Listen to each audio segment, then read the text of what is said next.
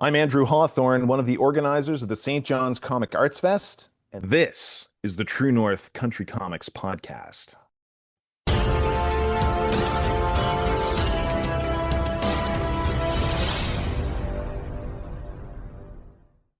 Welcome to the True North Country Comics Podcast, dedicated to promote Canadian comic book and graphic novel creators and supporters.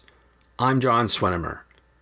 On this episode, I chat with Andrew Hawthorn, co-coordinator of the 2025 St. John's Comic Arts Festival, about what attendees can expect at the premiere event. Please like and subscribe to this website by hitting the subscribe button, so you'll be notified about new podcast interviews and article posts. This podcast is available wherever podcasts are enjoyed. Please like, follow, and subscribe. Residing in St. John's, Newfoundland and Labrador, Andrew Hawthorn is a radio host, author, illustrator, and journalist. His comics have appeared in Tales of the Teenage Mutant Ninja Turtles, the webcomic On the Bounty, now collected into the book My Milkshake Brings All the Boys to the Yardarm from Heavy Sweater Comics, Newfoundland Quarterly, and the forthcoming anthology Town, St. John's in Comics. He's also written for CBC News, VOCM Radio, StarTrek.com, Mythology from the Rock from Engen Books, and the 19th Annual Year's Best Fantasy and Horror from St. Martin's Griffin.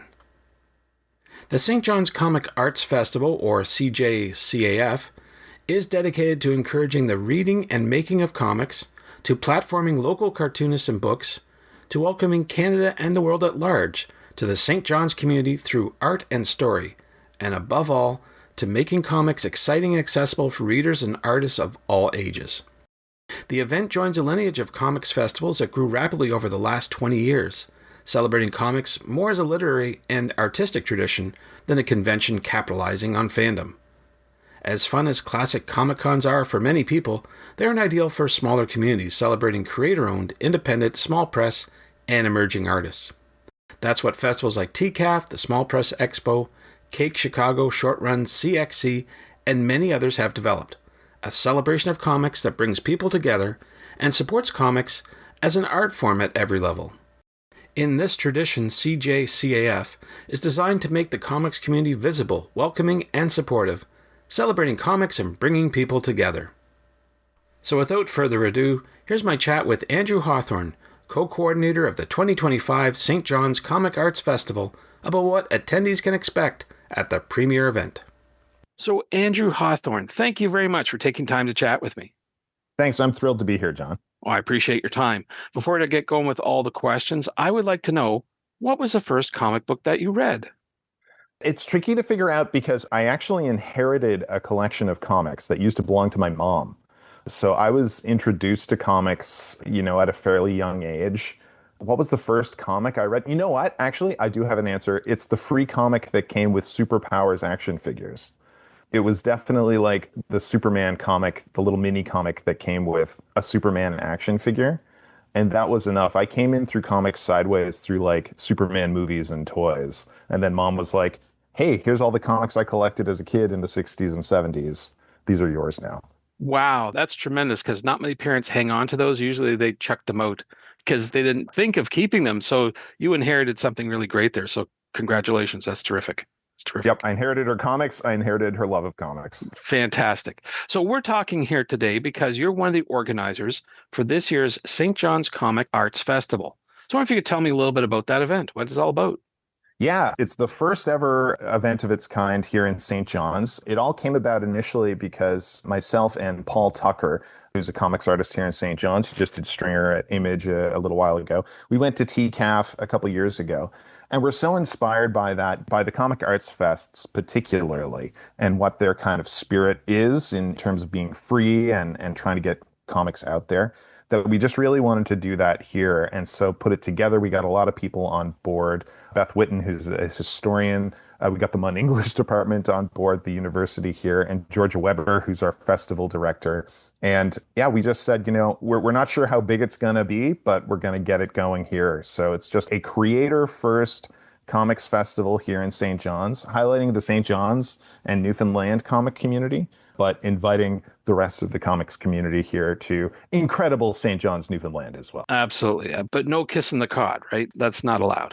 No kissing the cod. You'll have to go downtown to Christian's Pub That's if right. you want to do that stuff. That's right, for sure. Well, what will attendees experience? Can you give me sort of a high level overview of what, if you walk in the door, what will happen?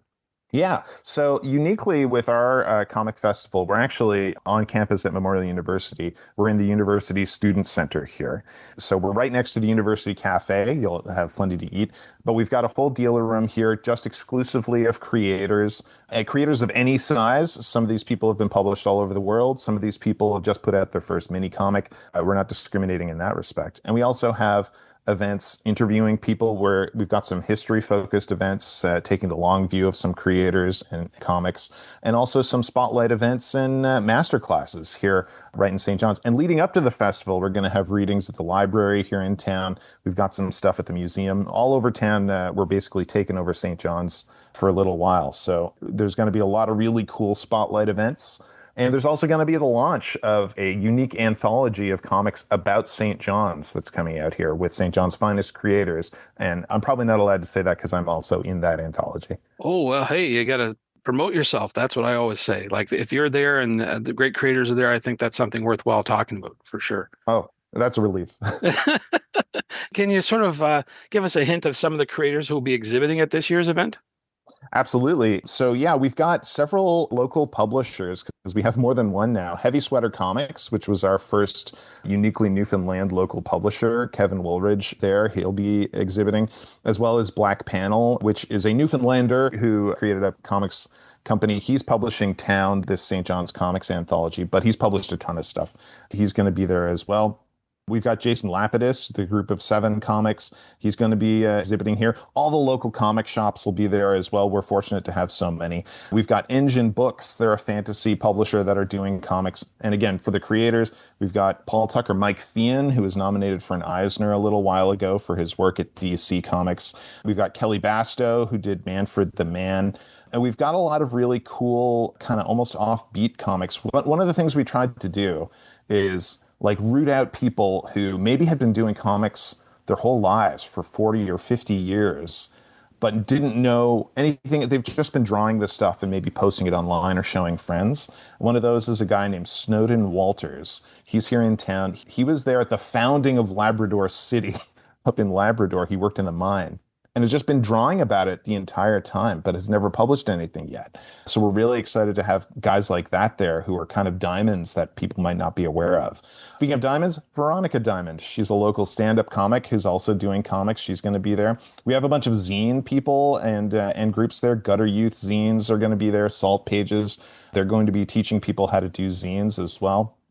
And we've got our special guests as well. Kevin Tobin, who has been an editorial cartoonist here at the Telegram in St. John's for over 40 years, maybe 50 years. He's going to be there. We're going to talk about caricature and the difference between editorial cartoons, which are much older than comics like we think of them, and the history of that there as well. Our featured guests are going to be there, of course. Scott Chandler will be doing a talk with Georgia Weber at the Rooms Museums. Georgia, of course, did Dumb, Living Without a Voice, and Dancing After 10. Scott Chandler, Two Generals, Squire and Knight. We're really excited to have Scott here as well. We've also got Irene Valensis is going to be here doing portfolio reviews and talking about how comics make meaning and what that means. We've got a lot of really cool events coming out. We have an event about unconventional comics as well. People who do comics outside of the comic book. There's somebody designing a comic book video game that's going to be there. There's somebody who's using letterpress printing to create kind of a graphic representation of Grimm's fairy tales. And we also even have Dale Jarvis, who's a local folklorist, presenting a local Japanese graphic performance street art that uses kind of comics drawing, but as puppets or something. I don't even know. That's way outside my wheelhouse. We're also talking about the history of comics here in Newfoundland. We've got a really thriving comics community, especially here in St. John's. And we're fortunate to have Beth Witten on our organizing committee, who just wrote the book, literally, on Newfoundland comics off panel. So she'll be presenting well. We've got a lot of really incredible stuff. And we're also happy to have the godfather of Newfoundland comics, Wallace Ryan, who published the first comic book in Newfoundland back, I think, in 1978 or 79. So yeah, it's a comprehensive event. My goodness, that's a lot of people. Yeah, I've actually interviewed some of those folks already. It's certainly Beth Witten about her book. That's tremendous. And you mentioned Scott Chandler. I just met up with him at the Dartmouth Comic Arts Festival. He drove from Ontario to Nova Scotia for that, and I was trying real hard to convince him to drive to St. John's for your You did it. festival. But unfortunately, he won't be driving. It's worth the drive, that's for sure. But Yeah. it's great to have all that amazing talent there for people to see and check out. I got to ask you though, amongst all the things that you're doing, do you anticipate any cosplay, or will there be cast appearances of Hudson and Rex or Son of a Critch? I was going to dress up as Rex, but I decided not to. Okay. No, we don't have a lot of that stuff happening. We're fortunate here in St. John's as well to have Sci-Fi on the Rock, which is a much bigger convention than what we're going for. I used to live in the States. I went to New York Comic Con all the time, and really enjoyed the cosplay down there. And I was shocked when I moved home how good the cosplay is here. It's at the same level as any big con. And we have people here. There's a Foamworks group that creates big kind of Warhammer armor and all of this stuff. We have incredible cosplay here. This isn't that kind of a convention, though. This is creator focused. We want people who read comics. We want people who write comics. We want people who are interested in getting into comics. And we're going to leave the big guys to to Sci-Fi on the Rock. It's worthwhile, sure. It's a great event. I don't want to diminish it, but just to get people know that this is what they should expect. In fact, can you say that your festival is modeled after any other festival? Yeah, absolutely. It's firmly modeled after the other Comic Arts Fest, TCAF, DCAF, MCAF, VanCAF. And what we were so inspired by in Toronto was that, it was free, it was accessible, it was in the library, and it was very family focused and reader focused. It was free to go into. They wanted people to come there. They wanted to bring their kids and just show them not only are there a million comics in the world you could be reading, but you can write them too. You can create these comics. And it's just about getting people in the door, getting people excited about comics and about literacy. We've teamed up with the library here as well, the A.C. Hunter Library. I'm really excited about because that's the library that my grandfather used to take me to when I was a kid and teach me to read. And now we're doing comics events at this library. Yeah, it is firmly based along the other Comic Arts Fests. We're really excited to kind of be joining this family, as it were, on a smaller scale. That sounds very worthwhile. Now, I was reading the write-up on the site about all the different activities. I noticed something called the Captain Newfoundland Award. Wonder if you could talk about that for a wee bit. Yeah, I'm really excited about the Captain Newfoundland Award. We've actually got two awards that we're giving out at this festival. One's been given out before, the Jerry Porter Award that Wallace gave out. I mentioned him.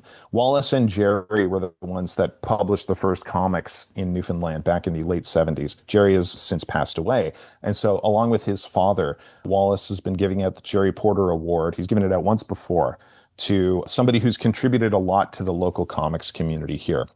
But the Captain Newfoundland Award is all brand new, and it's coming from the Sterling, Scott Sterling, who, along with his father, Jeff, I don't know how known they are outside of Newfoundland, but we have a cable network here called NTV, and they're a satellite network, and the Sterlings, Jeff Sterling especially, is just one of the great characters, of Newfoundland. He was really into Eastern mysticism and expanding your mind, along with Scott, his son, who's going to be at the festival, created this comic book called Captain Newfoundland that was about inspiring Newfoundlanders and Labradorians and inspiring the world to kind of achieve a higher consciousness. It had its own comics, and it had its own comic strip that was published in the Herald, which was our TV guide that NTV published. So everybody read this thing. And also he filmed it. They had a professionally made costume. And so if you were up late at night in Newfoundland and Labrador, you would see these weird clips, these psychedelic clips of Captain Canada and Captain Newfoundland, like flying around St. John's. And you're like, what the heck is this? It was really exciting and weird. We're going to talk about the history of Captain Newfoundland and how he inspired so many cartoonists, the character. But also the Sterlings are involved to give a grant to an up and coming artist. And so we're going to be able to pick somebody who hasn't been published or has only kind of self-published themselves so far to kind of give them a shot in the arm for their career to really get out there and kind of help the next generation of cartoonists here in St. John's. That's great. That's terrific, especially as inspiring the next generation of creators. That's wonderful. Yeah, that's what we're about. I also noticed something called Come From Away Comics. I wonder if you could explain what that's all about. Yeah, so Come From Away, this is the brainchild of Georgia Weber, our festival director. And the way this works is it's a fundraiser for future comic arts fests here in town. And so we had a lot of interest. Like, we knew this was never going to be the size of TCAF. St. John's is hard to get to. We're an island out in the middle of the Atlantic. And we've been shocked at how much interest we've got. We're very, very grateful from the community. But, not everybody can make it here. It's hard to get here. And so one of the things Georgia came up with was the idea that creators who wanted to be involved but couldn't necessarily make it could send us to donate some copies of their comics that they wanted to share with our local community. And we would curate that. We would sell that as a fundraiser for our festival. And we've had a lot of people sending us copies. And also, we're going to archive one copy. So they send us 6 copies. One copy goes into our local archive. Anybody can access and read that. 5 copies will be there on sale at the festival, just like any other festival, and thanking them for coming, and some information about the creator as well. And after the festival, any leftover comics will be available for sale as well through one of our local comic shops who's been incredible to us throughout this, Downtown Comics, who's put up a lot of effort for this festival and a lot of resources to make it happen. It's a helpful fundraiser, kind of a Kickstarter, if you will, coming out of a lot of cartoonists from across Canada and the world who are excited that there's kind of a new kid on the block in terms of comic arts fests. That's terrific. I typically don't like to get too negative on this podcast, but recently at the Fan Expo Canada event here in Toronto, there was some commotion about the use of AI by one of the exhibitors and how some of the creators were offended by that. So with that regard, I want to ask about the festival's stance on AI use by creators. Will that be happening at any point during the show? Yeah, it won't. We've been firmly against AI from the beginning. We've tried to be very clear about that. In fact, Wallace Ryan, as I mentioned, one of our most prominent cartoonists in the community, is a prominent anti-artificial intelligence art activist here in the community as well. We had a controversy locally where the city was hiring artists to kind of paint boxes around town like city property to beautify the city, and opened that to AI artists as well, and had to rescind that. So we've been upfront from the beginning. That is not what we're doing at this festival. This is very human focused, human art, human creation, people talking to people and making stories. So hopefully we can avoid those controversies. Good to hear. Well, I mean, we've covered quite a bit, but I'm wondering if you can provide the details about where people should go online to find out more about the festival. Absolutely. We're really excited that people have shown as much support as they have. You can go to stjohnscomics.com or anywhere on social media. We're St. John's Comics on Facebook, on Instagram, and just see updates there. We're going to have a lot of fun stuff. And we're even launching a book of comics about St. John's called Town, St. John's and Comics, that's going to be launching Saturday night here in historic downtown St. John's. So if you can make it, that's amazing. If you can't, maybe we'll see you next year. Thanks to Andrew for the chat. You can discover more about Andrew Hawthorn online at andrewhawthorn.com and on Instagram at HawthornAndrewJ. You can discover more about the St. John's Comic Arts Festival online at stjohnscomics.com and on Instagram at St. John's Comics. And thank you for tuning in to the True North Country Comics podcast. I invite you to visit the True North Country Comics website to listen to even more conversations with comic book creators on making comic books and graphic novels. I also encourage you to subscribe via the website so you'll be notified about new podcast interviews and article posts. This podcast is available wherever podcasts are enjoyed. Please like, follow, and subscribe. You can follow along True North Country Comics on most social media sites, and you're encouraged to send any and all feedback to John at truenorthcountrycomics.com. Thanks for tuning in, and come back soon for another episode. Bye for now. True North Country Comics Podcast is copyright True North Country Comics, copyright 2025.